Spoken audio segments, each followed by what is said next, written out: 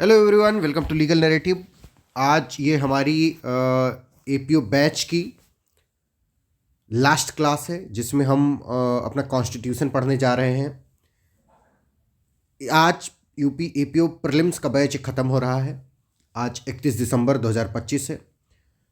As promised मैं ये batch ख़त्म कर रहा हूँ।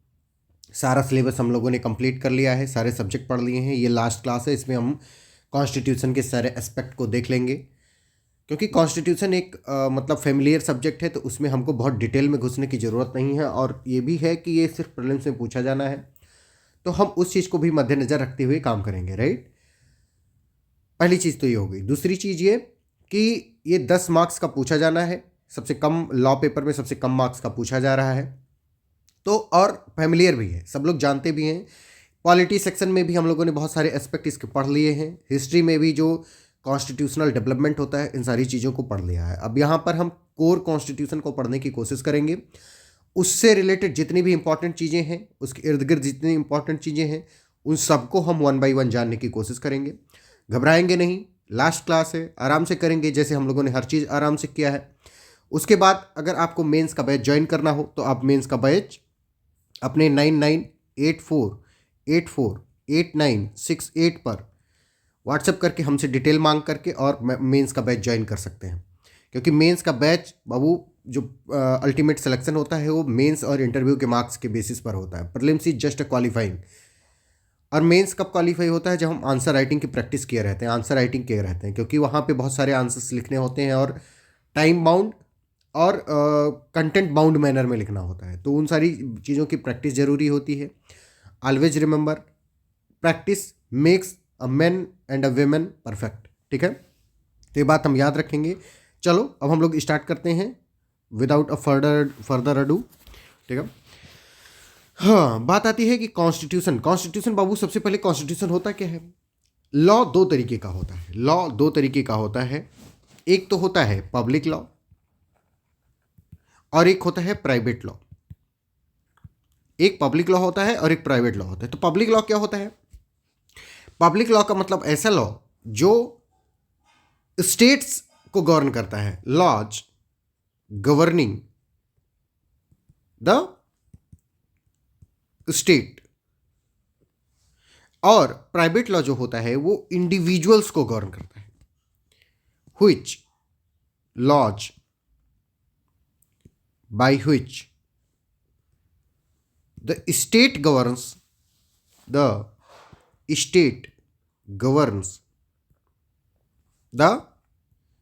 इंडिविजुअल्स।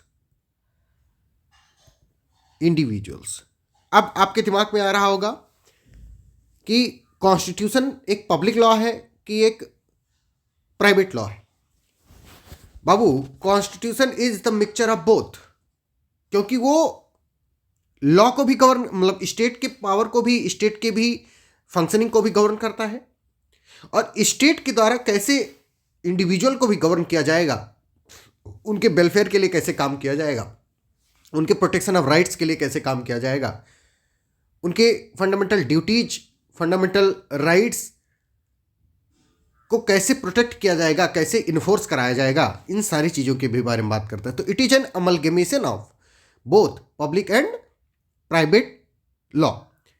बट बेसिकली ये पब्लिक लॉ होता है, क्योंकि ये मेजॉरिटी ऑफ द पोर्शन में कॉन्स्टिट्यूशन किसको गवर्न करने का काम करता है? स्टेट को गवर्न, बताता है कि स्टेट क्या कर सकता है, क्या नहीं कर सकता है, स्टेट के कौन से अंग होंगे, कौन से अंग नहीं होंगे, स्टेट का अगर कोई सा अंग है तो वो क्या क्या फंक्शन परफॉर्म करेगा। स्टेट का अगर कोई कॉन्स्टिट्यूशनल बॉडी बना दी गई, चाहे वो इलेक्शन कमीशन हो, हाई कोर्ट हो, सुप्रीम कोर्ट हो, यूनियन पब्लिक सर्विस कमीशन हो, स्टेट पब्लिक सर्विस कमीशन हो, कोई सा भी अगर बना दिया गया तो उसकी क्या फंक्शनिंग होगी, मतलब स्टेट कैसे परफॉर्म करेगा, उसकी क्या बाउंड्रीज होंगी, क्या लिमिटेशंस होंगी, उन सारी चीज़ों को बताने का काम करता है अपना कॉन्स्टिट्यूशन। जब वो अपना कॉन्स्टिट्यूशन ये बात बताने का काम करता है, यानी कि स्टेट के फंक्शन को, स्टेट को गवर्न कर रहा है, स्टेट को लिमिट कर रहा है, स्टेट को कंट्रोल कर रहा है, तो क्या हुआ? पब्लिक लॉ हुआ। तो बेसिकली मतलब बहुत ब्रॉडर एस्पेक्ट में अगर देखा जाए तो क्या है? ये पब्लिक लॉ है। ठीक है, पब्लिक लॉ होने के साथ साथ जो कॉन्स्टिट्यूशन है, it is the fundamental law of the land, fundamental law of the land, law of the land. Fundamental law of the land का मतलब होता है बेटा कि दिस लॉ मतलब कॉन्स्टिट्यूशनल लॉ और constitution is supreme among the laws prevalent in India. जो भी लॉ है भारत में, उस सारे लॉ को कॉन्स्टिट्यूशन से हार्मनी में होना पड़ेगा। अगर वो कॉन्स्टिट्यूशन से इनकंसिस्टेंट है तो क्या है, अल्ट्रा वायर्स। क्या है, ultra vires, ultra vires to constitution. जो चीज ultra vires to the constitution होती है, चाहे वो स्टेट का एक्शन हो, चाहे कोई और लॉ हो, चाहे कोई और स्टैट्यूट हो, वो वाइड होता है। क्या होता है, वाइड होता है। अब क्या कि कॉन्स्टिट्यूशन के सारे एस्पेक्ट से नहीं, वैसे इन जनरल देखा जाए तो कॉन्स्टिट्यूशन के सारे एस्पेक्ट से, लेकिन majority of the time part third of the constitution से। और जो बेसिक स्ट्रक्चर है, बेसिक स्ट्रक्चर होता है, कुछ कुछ कॉन्स्टिट्यूशन का बेसिक स्ट्रक्चर होता है। अब बेसिक स्ट्रक्चर क्या होता है, it is to be determined by the supreme court और द हाई कोर्ट। मतलब कोर्ट डिटरमिन करेगी कि क्या है बेसिक स्ट्रक्चर। और बेसिक स्ट्रक्चर को सबसे पहले प्रतिपादित कहां पे किया गया है, Kesavananda Bharati versus state of Kerala case में किया गया। तो भैया कॉन्स्टिट्यूशन क्या है, it is a fundamental law of the land. सारे लॉ को, सारे स्टेट एक्शन को, कुछ भी को, भारत में जो कुछ भी हो रहा है, उन सारी चीजों को कॉन्स्टिट्यूशन के प्रोविजन से अबाइड बाई करना होगा, उनके हार्मनी में रहना होगा, उनसे कंसिस्टेंट रहना होगा। अगर वो ऐसा नहीं करता है तो अल्ट्रा वायर से अनकॉन्स्टिट्यूशनल है। ठीक है। और basic structure of the constitution को वायोलेट कोई भी चीज नहीं कर सकती, इवन द कॉन्स्टिट्यूशनल अमेंडमेंट भी नहीं कर सकता है। इवन दो अपना article 368 of the constitution, constitutional amendment act के बारे में बताता है, उसके बावजूद भी कॉन्स्टिट्यूशनल अमेंडमेंट करके भी तुम basic structure of the constitution का चेंज नहीं कर सकते हो। बाकी तुम सारी चीज को कॉन्स्टिट्यूशन में चेंज कर सकते हो, जो मन करे वो कर सकते हो, लेकिन उसके बेसिक स्ट्रक्चर को चेंज नहीं कर सकते हो। बात आती है कि बेसिक स्ट्रक्चर कौन बताएगा कि क्या होता है। ये from time to time to be told by or to be decided by the court. और कौन सी court, constitutional court. Constitutional court मतलब high court and supreme court बताएंगी कि क्या बेसिक स्ट्रक्चर है और क्या बेसिक स्ट्रक्चर नहीं है। ये बात समझ में आ रही है सबको। तो मुझे लगता है कि मैं आपको ये बता पाया कि कॉन्स्टिट्यूशन क्या होता है। अब बात आती है कि कॉन्स्टिट्यूशन को पहचानेंगे कैसे, कि कोई चीज़ कॉन्स्टिट्यूशन है, इस बात को हम पहचानेंगे कैसे। कोई डॉक्यूमेंट, कोई बुक, कोई लॉ कॉन्स्टिट्यूशन है, उस बात को हम पहचानेंगे कैसे। तो बाबू कॉन्स्टिट्यूशन होने के लिए किसी भी बुक को कुछ कुछ इसेंशियल इंग्रेडिएंट फुलफिल करने होते हैं। अगर वो उन इसेंशियल इंग्रेडिएंट को बात फुलफिल कर रही है तो क्या है, वो कॉन्स्टिट्यूशन है। जैसे नंबर 1, उस बुक को जिस बुक के बारे में बात हो रही है, जिस इंस्टीट्यूट के बारे में, जिस लॉ के बारे में बात हो रही है, that book needs to define the nature and extent of the government. Nature and extent of the government.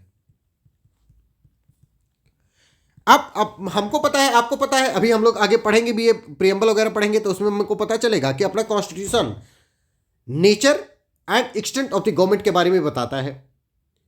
Number 2 क्या बताए कि किसी डॉक्यूमेंट को तुम कॉन्स्टिट्यूशन किस बेसिस पर कहोगे, उसका नंबर 1 है कि वो nature and extent of the government बताए। Number 2, the relationship between different organs of the government. Relationship between different organ of the government बताए। और नंबर 3, रेगुलेट करे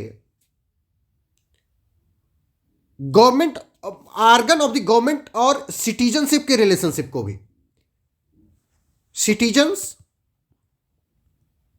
एंड गवर्नमेंट रिलेशनशिप को भी क्या करे, रेगुलेट करे।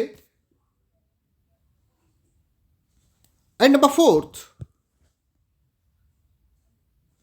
राइट्स एंड ड्यूटीज को कन्फर करे, राइट्स एंड ड्यूटीज इनको कन्फर करे एंड रेगुलेट करे। अगर कोई भी डॉक्यूमेंट बेसिकली ये सारी चीजें अगर करता है तो क्या होता है, वो कॉन्स्टिट्यूशन होता है। क्या होता है, कॉन्स्टिट्यूशन होता है। ये बात समझ में आ रही है सबको?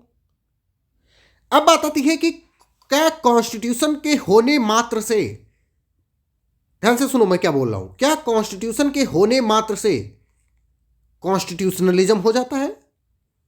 क्या कॉन्स्टिट्यूशन के होने मात्र से, क्या एक किताब में अगर ये राइट, ड्यूटीज, रिलेशनशिप ये सब लिख दी गई तो क्या वहां पे कॉन्स्टिट्यूशनलिज्म हो गया? The answer is no. तो बात आती है कि कॉन्स्टिट्यूशन और कॉन्स्टिट्यूशनलिज्म में क्या डिफरेंस होता है? कॉन्स्टिट्यूशन तो एक बुक होती है, कॉन्स्टिट्यूशन एक बुक होती है, या ऐसे रिटन रूल्स रिटन हो, या मान लो कई बार होता है कि वो रिटन रूल्स नहीं होते हैं, फिर भी वो कन्वेंशंस होते हैं। कन्वेंशन जैसे यूनाइटेड किंगडम में रिटन कोई बुक नहीं है जिसको हम कॉन्स्टिट्यूशन कहें, लेकिन वहां पे कन्वेंशंस हैं जो nature and extent of the government को बता रहे हैं, relationship of the organ of the government को बता रहे हैं, मतलब ये सारी चीजें कर रहे हैं। सिटीजन्स के राइट को बता रहे हैं कि कैसे वो रेगुलेट होगा, कैसे कन्फर किया जाएगा, सब बता रहे हैं। तो वो बुक या वो कन्वेंशंस वो क्या हो गए, कॉन्स्टिट्यूशन हो गए। लेकिन कॉन्स्टिट्यूशनलिज्म फिर क्या है? कॉन्स्टिट्यूशनलिज्म का मतलब होता है कि जो गवर्नमेंट है वहां की, ध्यान से सुनो बेटा मैं क्या बताने की कोशिश कर रहा हूं, जिस भी स्टेट की बात की जाए, जैसे मान लो भारत स्टेट की बात की जा रही है, भारत एज ए स्टेट, तो भारत में जो गवर्नमेंट है that is performing its function according to the rules written in that book और नॉट। उस बुक के रूल्स के अकॉर्डिंग, उस बुक के रेगुलेशंस के अकॉर्डिंग, उस बुक के कन्वेंशंस के अकॉर्डिंग क्या वो फंक्शन कर रही है कि नहीं कर रही है। अब आर्बिट्रेरीनेस तो नहीं कर रही, आर्बिट्रेरीनेस तो नहीं कर रही है, आर्बिट्रेरी तो नहीं है ना गवर्नमेंट। इसका क्या मतलब हुआ, इसका क्या मतलब हुआ कि कॉन्स्टिट्यूशनलिज्म तब कहा जाएगा किसी भी स्टेट में, किसी भी कंट्री में, when the government of that country or the state is limited by the terms of the constitution। बात समझ पा रहे हो? फिर से बोलता हूं, ये समझो कि कॉन्स्टिट्यूशनलिज्म किसी देश में कब, कॉन्स्टिट्यूशन तो हर देश में होता है, लेकिन कॉन्स्टिट्यूशनलिज्म हर देश में नहीं होता है। कॉन्स्टिट्यूशनलिज्म बेटा तभी कहेंगे जब वहां की जो गवर्नमेंट होगी, that government is limited by the terms of the constitution and not the government which is limited only by the desires and capabilities of the those person who are exercising that powers। Constitution power दे दिया, constitution ने सब कुछ दे दिया, लिख दिया कि ऐसा ऐसा राइट होना चाहिए, ऐसा ऐसा ड्यूटीज होनी चाहिए, ये पावर होनी चाहिए, सब कुछ बता दिया उसने। तो कैसे बता देने मात्र से हो गया constitutionalism? The answer is no. जब उस कॉन्स्टिट्यूशन के टर्म्स से, उस कॉन्स्टिट्यूशन के बाउंड्रीज से वो कंट्रोल हो रही होगी गवर्नमेंट, तब क्या होगा, वो कॉन्स्टिट्यूशनलिज्म होगा वहां पे। ये नहीं कि जो लोग पावर में हैं, जो लोग सत्ता में हैं, वो अपने विम्स एंड फैंसीज पर काम कर रहे हैं। अगर वो अपने विम्स एंड फैंसीज पर काम कर रहे हैं, इसका मतलब वहां पे कॉन्स्टिट्यूशनलिज्म नहीं है। कॉन्स्टिट्यूशन होने के बावजूद भी कॉन्स्टिट्यूशनलिज्म नहीं है।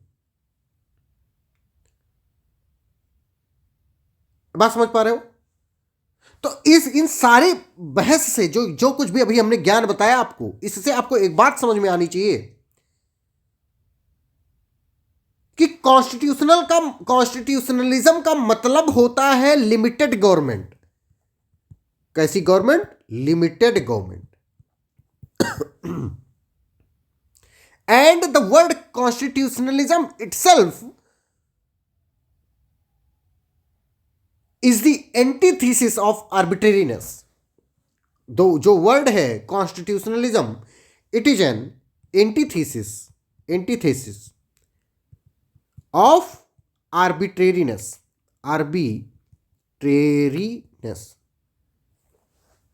ये बात समझ पा रहे हो कि नहीं समझ पा रहे हो? आर्बिट्रेरीनेस का मतलब होता है कि जो लोग पावर में हैं वो अपने विम्स एंड फेंसेस पे अपने आर्बिट्रेरी पावर का यूज कर रहे हैं। आर्बिट्रेरी पावर, ठीक है? आर्बिट्रेरी पावर का तुम्हें यूज नहीं करना है, तो तुम्हें कैसे पावर का यूज करना है? लिमिटेड पावर का यूज करना है, जो कि कॉन्स्टिट्यूशन प्रोवाइड कर रहा है। अगर तुम ऐसा करते हो तो then there is a constitutionalism, otherwise not. Neela, समझ पा रहे हो? तो भैया ये चीज हमको समझनी होगी, ऐश्वर्या पांडे, शिवांगी सोनकर, कि कॉन्स्टिट्यूशनलिज्म क्या है। क्या सिर्फ कॉन्स्टिट्यूशन हो जाने मात्र से कहीं पर कॉन्स्टिट्यूशनलिज्म आ जाता है कि नहीं आ जाता है? ये बात हमने आपको बता दी। अब हमने आपको ये सारी बात बता दी। अब आपको डिटरमाइन करना है एज ए लॉ स्टूडेंट कि भारत में कॉन्स्टिट्यूशनलिज्म है और कि नहीं है। एक केस हुआ था IR Coelho versus state of Tamil Nadu 2007 में। उस केस में भी सुप्रीम कोर्ट ने प्रिंसिपल ऑफ कॉन्स्टिट्यूशनलिज्म को डिटरमिन करने का या डिस्क्राइब करने या डिफाइन करने की कोशिश की थी। उसमें भी सुप्रीम कोर्ट ने बताया था कि constitutionalism as legal principle require the control over the exercise of the governmental power. Governmental power को कंट्रोल करने की बात की थी वहां पे भी। मतलब जो कुल मिलाकर के अभी हमने आपको लेमैन लैंग्वेज में समझाया कि कॉन्स्टिट्यूशनलिज्म का मतलब होता है limited government and limited by the terms of the constitution. यही सब बात कुल मिला के IR कोयल्हो वाले केस में भी कहा गया था। तो कई बार अगर क्वेश्चन पूछा जाए कि कॉन्स्टिट्यूशनलिज्म को सुप्रीम कोर्ट ने भी कभी डिफाइन करने की कोशिश की, तो answer is yes. IR Coelho versus state of Tamil Nadu 2007 supreme court case में अपने प्यारे सुप्रीम कोर्ट ने भी इसको डिफाइन करने की कोशिश की। बात ठीक है? अब हम आपको पहले कॉन्स्टिट्यूशन के कुछ कुछ फीचर बता देते हैं, उसके बाद हम बढ़ते हैं अपने प्रियम्बल पे और जल्दी जल्दी अपना पूरा सिलेबस खत्म कर देंगे, ठीक है? अपने कॉन्स्टिट्यूशन का जो फीचर है बेटा, समझो बात को, ये दुनिया का क्वेश्चन पूछा जा सकता है इस बात से, इसलिए इस बात को मैं बताने की कोशिश कर रहा हूं। ये दुनिया का लार्जेस्ट कॉन्स्टिट्यूशन है। कैसा है? Largest constitution. नंबर 1 इसका फीचर क्या है? It is a largest constitution. अब अपना कॉन्स्टिट्यूशन भारत में जो भारत की गवर्नमेंट है, मैंने बताया था ना कि जो कॉन्स्टिट्यूशन होता है वो नेचर बताने की कोशिश करता है गवर्नमेंट का, वहां के स्टेट का नेचर बताने की कोशिश करता है। तो भारत में जो स्टेट है, यानी स्टेट एज इन भारत, उसका नेचर क्या है? SSSDR है। अब सोच रहे होगे आप कि SSDR क्या होता है? Sovereign socialist secular democratic republic. It is a feature of the constitution. SSDR, sovereign socialist secular democratic republic. Number 1 largest constitution, number 2 sovereign socialist secular democratic republic, number 3 in India we are following the parliamentary form of government. कैसी form of government? Parliamentary form of government. ठीक है, parliamentary form of government के बाद में भारत में number 4, हम unlike US we are following single citizenship. Single citizenship का concept है सिटीजनशिप। तुम अगर भारत के नागरिक हो तो तुम किसी और देश के नागरिक नहीं हो सकते, या अगर तुम किसी साइमल्टेनियसली किसी दूसरे देश के नागरिक हो तो तुम भारत के नागरिक नहीं हो सकते। Single citizenship. भारत में फंडामेंटल ड्यूटीज की बात की जाती है, sorry fundamental right, fundamental rights. Bharat में ही directive principle of state policy है। Directive principle of state policy, ये फीचर्स हैं अपने इंडियन कॉन्स्टिट्यूशन के। ये सब क्या है? फीचर्स। क्वेश्चन में पूछा जा सकता है कि which among the following is not the feature of the constitution. तो अगर आप फीचर ऑफ द कॉन्स्टिट्यूशन को पहचान के रखोगे तो not the feature of the constitution को आप बड़े आराम से कह दोगे ये वाला तो नहीं है फीचर ऑफ द कॉन्स्टिट्यूशन। ठीक है, भारत किसकी बात करता है? नंबर 7, फंडामेंटल ड्यूटी की बात करता है भारत का कॉन्स्टिट्यूशन। भारत का कॉन्स्टिट्यूशन इंडिपेंडेंट जुडिशरी की बात करता है। Number 8, independent judiciary. Independent judiciary. Bharat की जुडिशरी कैसी है? इंडिपेंडेंट है। There is no interference of executive और the legislature in the functioning of the court, supreme court और हाई कोर्ट। ठीक है, भारत में सबको जिस दिन कॉन्स्टिट्यूशन अपना आया, इन्फोर्स हुआ, उसी दिन से सबको वोट देने का अधिकार है। Universal adult suffrage, adult suffrage. Bharat में यूनिवर्सल एडल्ट सफरेज।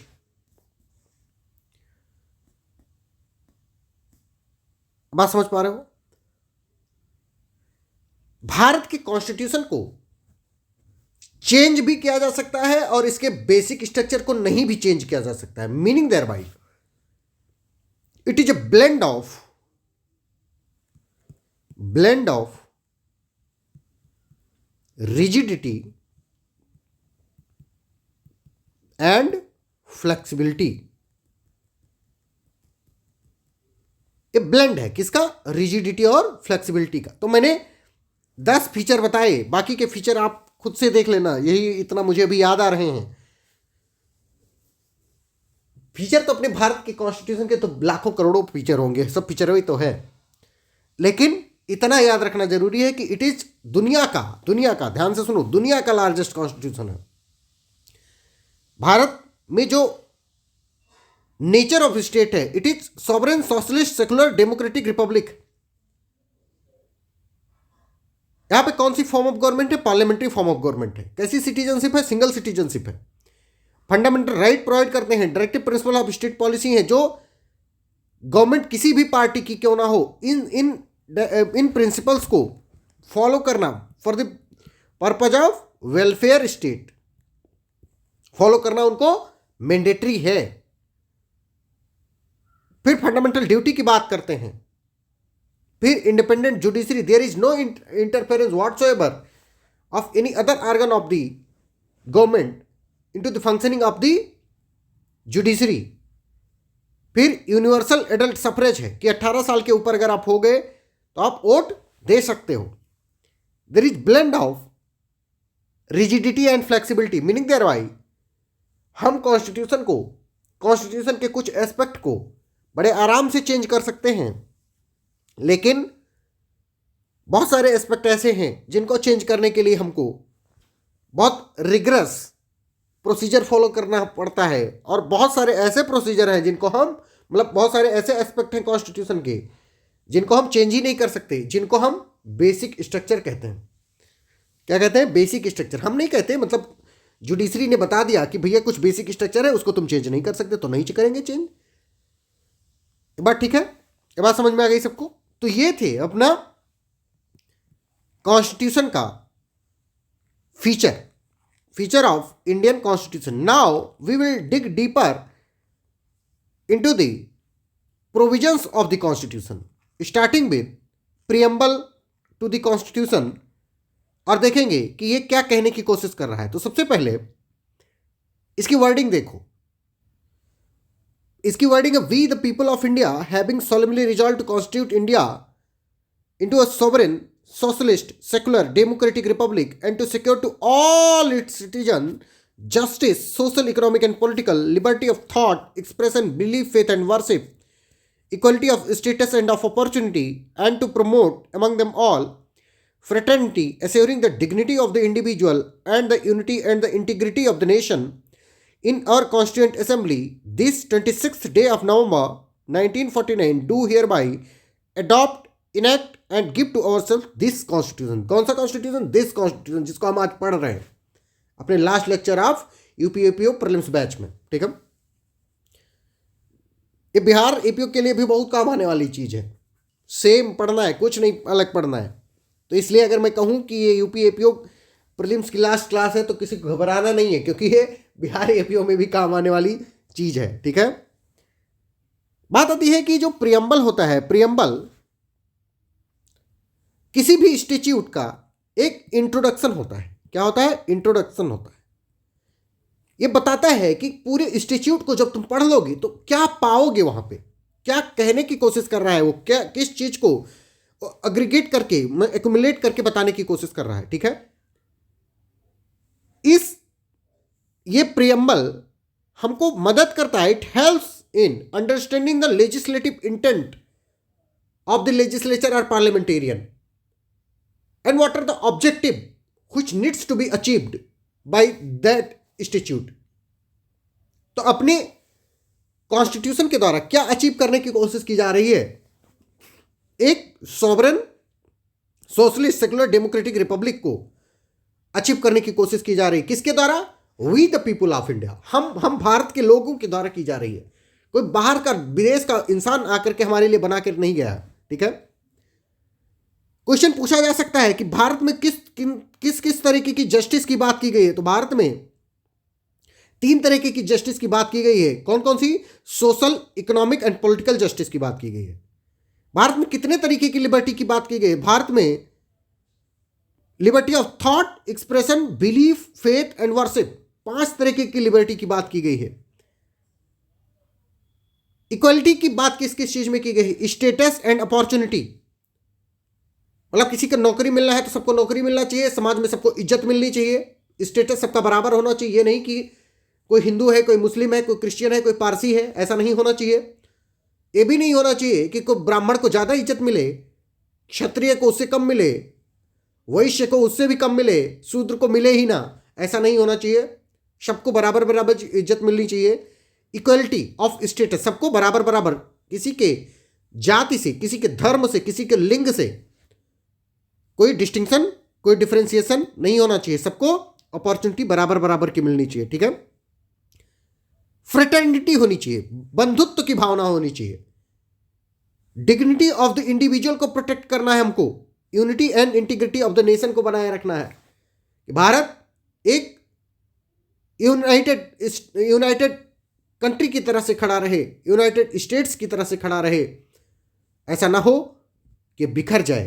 तो हमको क्या मेंटेन करना है? Unity and integrity of the nation. ठीक है, भारत में इस कॉन्स्टिट्यूशन को कब अडॉप्ट किया गया? Adopt, enact and given to, अगर क्वेश्चन पूछा जाता है कि भारत के कॉन्स्टिट्यूशन का इनेक्टमेंट डेट क्या है, इनेक्टमेंट डेट या एडॉप्शन डेट, एडॉप्शन डेट तो लिख ही दिया है, इनेक्टमेंट डेट पूछता है, एडॉप्शन डेट पूछता है, तो क्या होगा वो? 26 जनवरी 1949 होगा, सॉरी 26 नवंबर 1949 होगा। लेकिन अगर इन्फोर्समेंट डेट पूछता है, इन्फोर्समेंट डेट, तो क्या होगा बाबू? 26 जनवरी 1950 होगा। ये बात ठीक है। समझ में आ रही बात? रेहान राजी, समझ पा रहे हो बाबू? अब बात आती है कि क्या कभी भी इस प्रियम्बल को अमेंड वगैरह करने की कोशिश की गई? The answer is yes. कब? 42nd कॉन्स्टिट्यूशनल अमेंडमेंट एक्ट से एक बार इसको अमेंड किया गया है, और तभी इसमें कौन कौन वर्ड जोड़े गए? 3 वर्ड, मोस्ट इंपॉर्टेंट बातें वाली है, socialist, secular and integrity word जोड़े गए। कौन? SSI, या तुम उल्टा कर दो, ISS जोड़े गए हैं। सोशलिस्ट, सेकुलर और इंटीग्रिटी वर्ड जोड़े गए। ये बात ठीक है, याद रहेगी सबको। क्या क्या एग्जाम पोटेंशियल क्या है इन सारी चीजों का? पूछा जा सकता है कि नेचर क्या है, फीचर क्या है, ऑब्जेक्टिव क्या है, क्या अचीव करना चाह रहा है, ये सारी चीजें पूछी जा सकती हैं। ठीक है। एक केस हुआ, केस का नाम था, खैर उसको प्रिवेसी जजमेंट के लिए लोग उसको ज्यादातर याद रखते हैं, case Puttaswamy versus union of India. 2017 में एक केस हुआ। सुप्रीम कोर्ट ने इस केस में बताया था कि preamble emphasizes the need to secure all its citizens justice, liberty, equality and fraternity, and in furtherance to that we must give them the right to privacy which flows from Article 21 of the Constitution of India, which inherently and explicitly provides the right to liberty also. बात ठीक है? क्योंकि जब हम private places में होते हैं, privacy में होते हैं, then we feel free and perform और एक्ट नेचुरली। अगर हम किसी के गेज में होते हैं, then we don't feel free और हम उतने अच्छे से काम नहीं कर पाते। बात ठीक है? समझ पाए आप बात को? तो ये था अपना प्रियम्बल टू द कॉन्स्टिट्यूशन। अब बात आती है कि क्या प्रियम्बल को अमेंड कर सकते हो? The answer is yes, preamble is amendable. Amendable अगर ना होता तो 42nd अमेंडमेंट कैसे हो गया होता बेटा? बहुत जरूरी बात है कि ये अमेंडेबल है, किसी में इसमें किसी को भी कोई शक नहीं होना चाहिए। ठीक है। इसमें बहुत सारे केसेस हुए कि अमेंडेबल है कि नहीं है, लेकिन अल्टीमेटली केशवानंद भारती केस में बताया गया कि it is amendable subject to the basic structure of the constitution. मतलब basic structure of the constitution को छोड़ करके बाकी सारी चीजें प्रियम्बल वाली भी अमेंडेबल है। अब समझ पा रहे हो? और फिर 42nd अमेंडमेंट एक्ट 1976 में इसको अमेंड भी कर दिया गया। बात ठीक है? समझ पा रहे हो? इसमें जो वर्ड इंटीग्रिटी जोड़ा गया 42nd कॉन्स्टिट्यूशनल अमेंडमेंट एक्ट से, वो क्या, भारत में उस समय पे सेपरेटिज्म बहुत फैल रहा था। जो ही स्टेट हो रहा था वही कह रहा था नहीं नहीं हम अलग देश बनेंगे। तमिलनाडु वगैरह में तो अभी भी कई कई बार होता रहता है। तो भैया इस सेपरेटिज्म की टेंडेंसी को कर्टेल करने के लिए, रोकने के लिए क्या किया गया? इंटीग्रिटी वर्ड जोड़ दिया गया कि भैया भारत में रहना है तो भारत माता कहना है। ठीक है। Integrity of the nation, unity और इंटीग्रिटी को क्या करना है? प्रोटेक्ट करना है। ठीक है। Now we will deal with union and its territories. ठीक है। भारत को यूनियन ऑफ स्टेट बताया गया है। यूनियन ऑफ स्टेट्स को मतलब इंडिया का दो नाम, India that is Bharat, India भी है भारत भी है। इंडिया एक union of states. Union of state और यूनाइटेड स्टेट्स में दोनों में डिफरेंस है। यूनियन ऑफ स्टेट का मतलब होता है एडमिनिस्ट्रेटिव कन्वीनियंस के अकॉर्डिंग हमने इनको डिवाइड कर रखा है लोगों को, और ये लोग मतलब स्टेट्स आपस में मिल करके अग्रीमेंट करके यूनियन में नहीं बने हुए हैं। हमने क्या किया हुआ है, ऊपर से एक India as a complete whole एक कंट्री था, इसको हमने एडमिनिस्ट्रेटिव कन्वीनियंस के हिसाब से क्या कर दिया है, उत्तर प्रदेश में, बिहार में, तमिलनाडु में, केरल में, मणिपुर में, मिजोरम में, मेघालय में, अरुणाचल प्रदेश में, जम्मू एंड कश्मीर में, लद्दाख में डिवाइड कर दिया है। अब समझ पा रहे हो? तो it is union of state, not the united states. दोनों में यूनाइटेड स्टेट्स ऑफ अमेरिका और India as a union of state में दोनों में डिफरेंस क्या है कि यूनाइटेड स्टेट्स ऑफ अमेरिका में सारे स्टेट मिल करके अग्रीमेंट करके एक यूनियन बनाए हुए हैं, लेकिन भारत में क्या हुआ है, भारत में एडमिनिस्ट्रेटिव कन्वीनियंस के आधार पे सबको डिवाइड कर दिया गया है। किसी को लैंग्वेज, बाद में किसी को लैंग्वेज के आधार पर डिवाइड किया गया, किसी को किसी भी तरीके के आधार पर डिवाइड किया गया। ठीक है, अब बात आती है कि टेरिटरी में क्या आता है इंडिया में, मतलब यूनियन एंड इट्स टेरिटरी।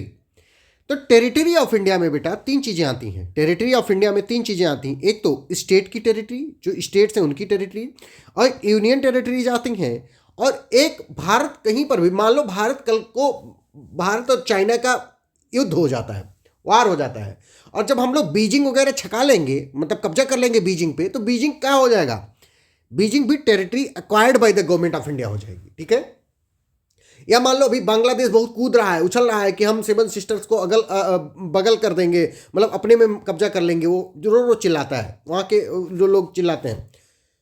अब मान लो उसने किसी दिन दुस्साहस दिखा दिया, भारत पे उसने आक्रमण कर दिया अपनी तरफ से।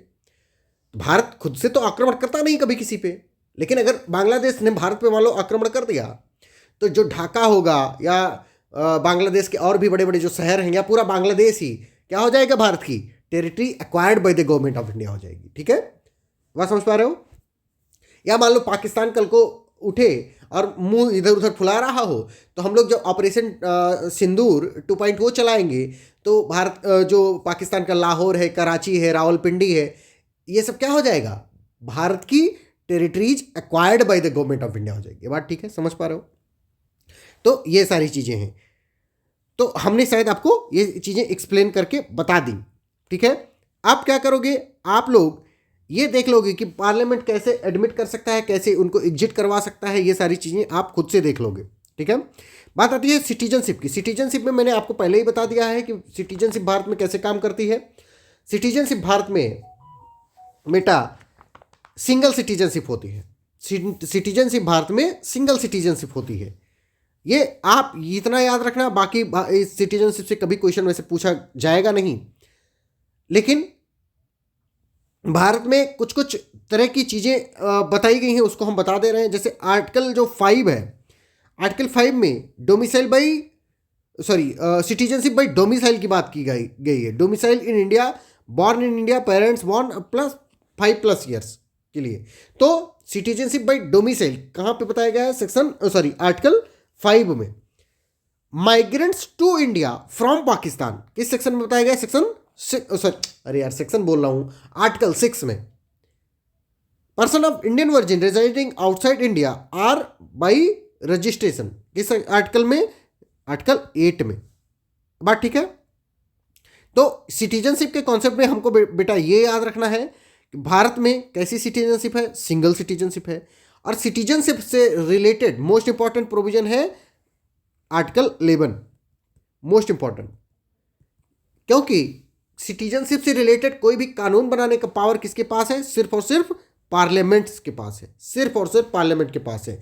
तो आर्टिकल 11 क्या है, मोस्ट इंपॉर्टेंट प्रोविजन है, इसलिए इसको याद रखना। ठीक है, बाकी सिटीजनशिप के से रिलेटेड जो मतलब पावर है वो किसके पास है, जब पार्लियामेंट के पास। तो पार्लियामेंट ने सिटीजनशिप एक्ट बनाया, और उस सिटीजनशिप एक्ट में बहुत सारी चीज़ें बताई गई कि कैसे एक्वायर करोगे, कैसे तुम्हारी सिटीजनशिप चली जाएगी, कैसे सिटीजनशिप अगर नहीं चली जाएगी, अगर तुमने फोर्स एंड फ्रॉड लिया है तो तुमको कैसे धक्का मार के भारत से भगा दिया जाएगा। ये कहाँ पर सब बताया गया है, सिटीजनशिप एक्ट 1955 में बताया गया है। ये बात ठीक है? तो ये याद रखना सब लोग। Now we will discuss the part 3 that is fundamental rights, article 12 to 35।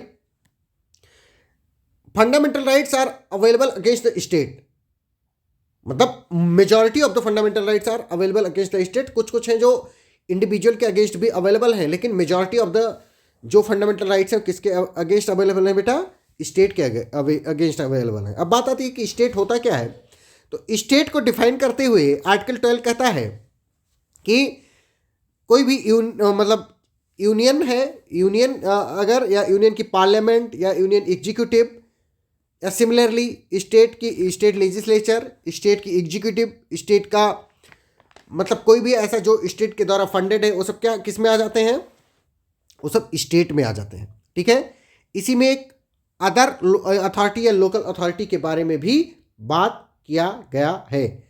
तो अब बात आती है, अब समझो, स्टेट समझाने के पहले पहले मैं ये बात समझा देना चाहता हूं कि फंडामेंटल राइट आखिर कहते किस, इसको क्यों फंडामेंटल राइट कहते हैं।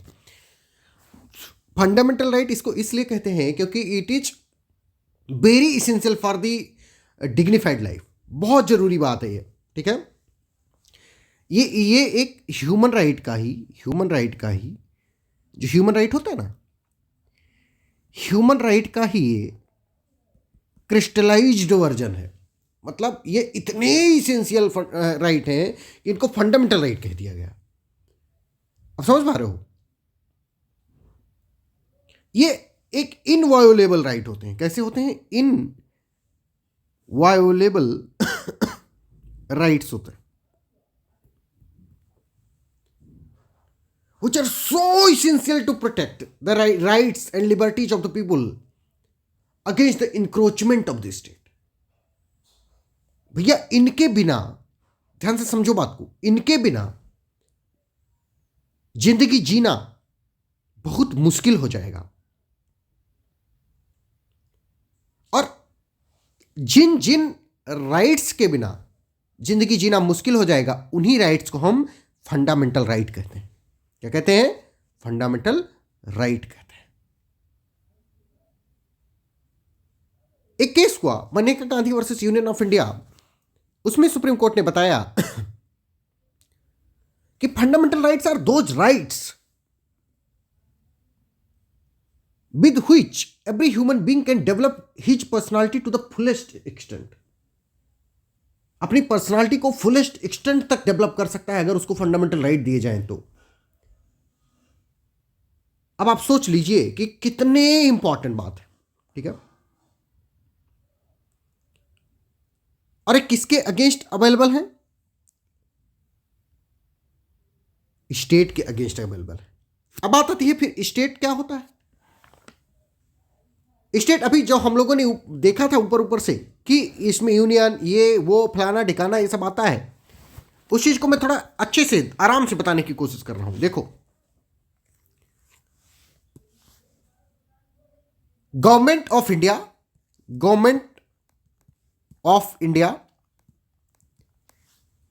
और गवर्नमेंट ऑफ इंडिया के साथ साथ गवर्नमेंट ऑफ इंडिया की जो सब्सिडरी कह लो या कॉम्प्लीमेंट्री चीजें, जैसे पार्लियामेंट,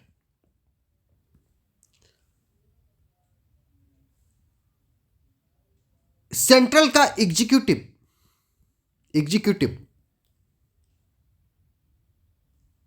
वो सब क्या होते हैं? स्टेट होते हैं। लाइकवाइज गवर्नमेंट ऑफ स्टेट्स, इनका भी एग्जीक्यूटिव हुआ, इनका भी लेजिस्लेचर हुआ, वो सब क्या है? स्टेट। जितनी भी लोकल अथॉरिटीज हैं with in the territory of India, local authorities with in the territory of India, वो सब क्या है? स्टेट। फिर आता है other authorities under the control of the government of India, other authorities under the control of the India, ठीक है। अब बात आती है कि गवर्नमेंट ऑफ इंडिया आपको पता है, गवर्नमेंट ऑफ द स्टेट पता है, पार्लियामेंट पता है, एग्जीक्यूटिव पता है, लोकल अथॉरिटी पता है, बट अदर अथॉरिटी क्या होता है ये बात हो सकता है ना पता हो उतनी अच्छे से। तो भैया ये जो अदर अथॉरिटी आती है, इसी चीज को डिस्क्राइब करते हुए, डिफाइन करते हुए बहुत सारे केसेस हुए कि अदर अथॉरिटी में क्या आता है। और इस अदर अथॉरिटी को डिफाइन करते हुए, डिस्क्राइब करते हुए सुप्रीम कोर्ट ने बताया कि those authorities which works as the instrument of the state, वो क्या होंगी? स्टेट होंगी। इंस्ट्रूमेंटेलिटी टेस्ट,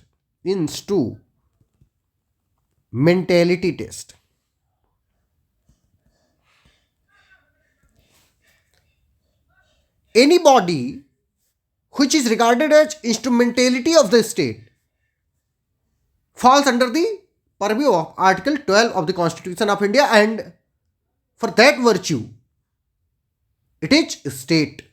वो क्या है? स्टेट। बात समझ में आ रही है? एक केस हुआ, केस का नाम लिखो, university of Madras versus Shantabai, university of Madras versus Shantabai. इस केस में मद्रास हाईकोर्ट ने कहा, मद्रास हाईकोर्ट का केस है 1954, मद्रास हाईकोर्ट। मद्रास हाईकोर्ट ने बेटा इस केस में कहा कि while interpreting the word other authorities, the court must use the principle of ejusdem generis। और ejusdem generis का मतलब होता है when there is genus, the following words should be interpreted with the reference of that genus। मतलब अगर एक group आप चीजें दी हुई हैं वो सेम फैमिली की हैं, तो जो उसको फॉलो करने वाला वर्ड होगा, उस फॉलो करने वाले वर्ड को भी इसी सेम फैमिली के कॉन्टेक्स्ट में क्या किया जाएगा, इंटरप्रेट किया जाएगा। इसका मतलब क्या हुआ, अदर अथॉरिटी फिर किसको कहोगे, अदर अथॉरिटी मींस, इसका मतलब those authorities which are exercising the governmental or sovereign function, जो गवर्नमेंटल फंक्शन को परफॉर्म करती हैं वो सब क्या है, अदर अथॉरिटीज हैं। बात ठीक है, समझ पाए आप कि नहीं समझ पाए। फिर एक केस हुआ Sukhdev versus Bhagat Ram case, Sukhdev versus Bhagat Ram. कौन सा केस हुआ मेरा बच्चा, Sukhdev versus Bhagat Ram, Bhagat Ram 1975 supreme court. इस केस में सुप्रीम कोर्ट ने बताया कि अगर जो अदर अथॉरिटी जिसके बारे में बात की जा रही है वो कोई कारपोरेशन है, कोई पब्लिक सेक्टर अंडरटेकिंग है,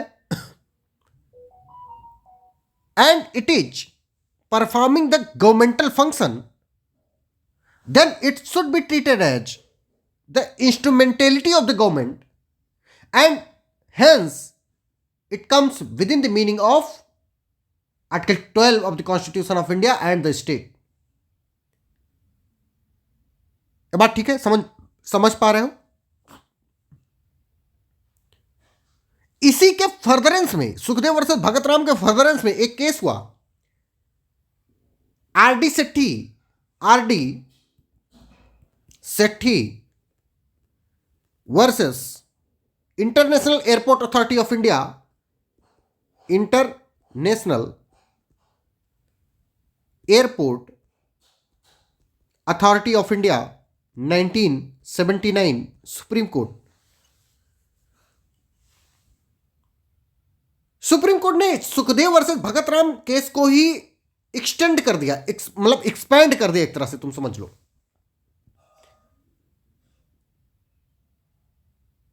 And developed the instrumentality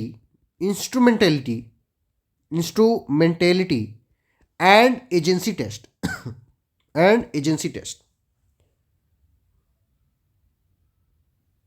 और बताया कि कोई चीज, कोई अदर अथॉरिटी, कोई भी चीज कब इंस्ट्रूमेंटेलिटी ऑफ द स्टेट कहलाएगी, जब इस अदर अथॉरिटी की जो फाइनेंशियल रिसोर्सेज हैं that are primarily funded by the state, government के द्वारा प्राइमरीली अगर फंडेड है उस अदर अथॉरिटी के financial resources, then it is the instrumentality of the state. Number 2, if there is a deep and pervasive control of the state upon the functioning of the that other authority, तो क्या हो जाएगा, वो instrumentality of the state होगा। Deep and pervasive control मतलब उसके function को, उसके एडमिनिस्ट्रेशन को, उसके मैनेजमेंट को कौन कंट्रोल करता है, स्टेट को क्या कहती है, कंट्रोल करती है। जो उसका फंक्शनल कैरेक्टर है उस अथॉरिटी का is governmental in nature, governmental nature का है।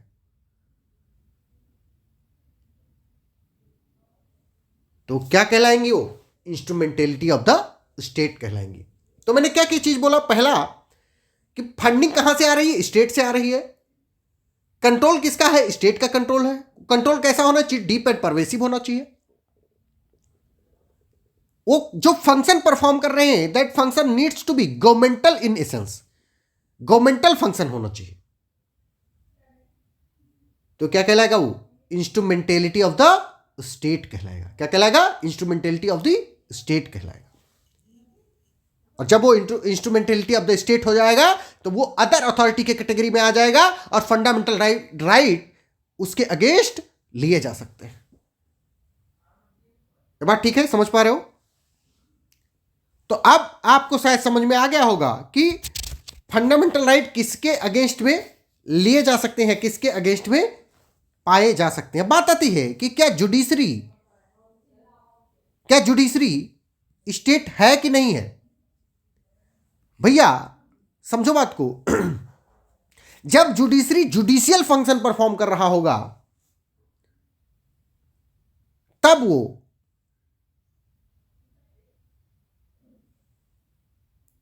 स्टेट नहीं होगा। लेकिन अगर वो वही जुडिशरी जब एडमिनिस्ट्रेटिव फंक्शन परफॉर्म कर रहा होगा तो क्या होगा? वो स्टेट होगा। किस केस में यह बात बताई गई? Riju Prasad Sharma versus state of Assam. Riju Prasad Sharma versus state of Assam, 2015 supreme court. इस केस में सुप्रीम कोर्ट ने कैटेगोरिकली हेल्ड किया कि courts when acting on the judicial side are not the state within the meaning of Article 12 of the Constitution of India. But when the court acts as an administrative authority or in administrative capacity, then it is state with in the meaning of article 12 of the constitution. तो इस judiciary के खिलाफ भी writ issue किया जा सकता है for the enforcement of fundamental right, अगर वो एडमिनिस्ट्रेटिव फंक्शन परफॉर्म करते टाइम कोई फंडामेंटल राइट को वायोलेट करता है तो। लेकिन अगर जुडिशियल फंक्शन परफॉर्म कर रहा है, ऑर्डर सुना रहा है, जजमेंट सुना रहा है, तब वो स्टेट होगा कि नहीं होगा? नहीं होगा। किस केस में बता दिया गया? Riju Prasad Sharma versus state of Assam 2015 के केस में बता दिया गया। ठीक है, याद रहेगा सबको? यस और नो? आर्टिकल 13 डिफाइन करता है कि अगर कोई भी law which are inconsistent with the fundamental right यानी part 3 of the constitution of India, तो क्या है? टू दैट इनकंसिस्टेंसी वाइड है। अब बात आती है कि लॉ क्या होता है, लॉ कैसे डिफाइन करेंगे? लॉ को भी आर्टिकल 13 ही डिफाइन करता है और बताता है law means any ordinance, rules, custom, institute, कुछ भी। इवन प्री कॉन्स्टिट्यूशनल लॉज भी क्या है? वाइड। अब प्री कॉन्स्टिट्यूशनल लॉज के बारे में कौन डिस्कस करता है? Article 13 clause 1। और पोस्ट कॉन्स्टिट्यूशनल लॉज के बारे में बात कौन करता है? 13 क्लाज 2 बात करता है। ठीक है, अब पोस्ट कॉन्स्टिट्यूशनल लॉ जो होंगे वो देख भाई, मेरा पढ़ाने का मन हो नहीं रहा है कॉन्स्टिट्यूशन को, टू बी वेरी ऑनेस्ट, क्योंकि पता नहीं क्यों, मतलब अच्छा नहीं लग रहा है मुझको। अब आप लोग पढ़ लेना। कुल मिलाकर के ये लास्ट क्लास थी कॉन्स्टिट्यूशन के लेक्चर्स। हम 2 रिकॉर्डेड लेक्चर्स हैं, उनको हम उधर भेज दे रहे हैं अपने उस एपी वाले ग्रुप में। आप क्या करोगे? उनको अच्छे से पढ़ोगे और उनको अच्छे से सुन लोगे, बस हो जाएगा। उनसे बाहर के क्वेश्चंस नहीं पूछे जाएंगे, राइट? और इस पीडीएफ में जितनी भी चीज़ें लिखी हैं इन सबको आप आराम से रिवाइज कर लोगे, रट लोगे, बस हो जाएगा। ठीक है, चलो मिलते हैं मेंस बैच में। अगर आप लोगों को पढ़ना होगा तो मेंस बैच में मिलेंगे, नहीं तो कोई बात नहीं। ठीक है, जो लोग भी मेंस बैच में मिलेंगे उनकी गारंटी रहेगी। जैसे आज जेआरएफ का एग्ज़ाम देकर के बच्चे आए हुए हैं और हमारे बच्चे जो पेड बैच वाले थे, they had perform exceptionally well. बहुत अच्छे से परफॉर्म किया सबने, आग लगा दिया है एकदम से। तो कुल मिला के मेरे कहने का मतलब ये है कि रिज़ल्ट आता है, रिज़ल्ट आएगा, रिज़ल्ट आ रहा है और परेशान होने की कोई भी ज़रूरत नहीं है। ठीक है, चलो इसी नोट के साथ best of luck, bye bye, Radhe Radhe, see you.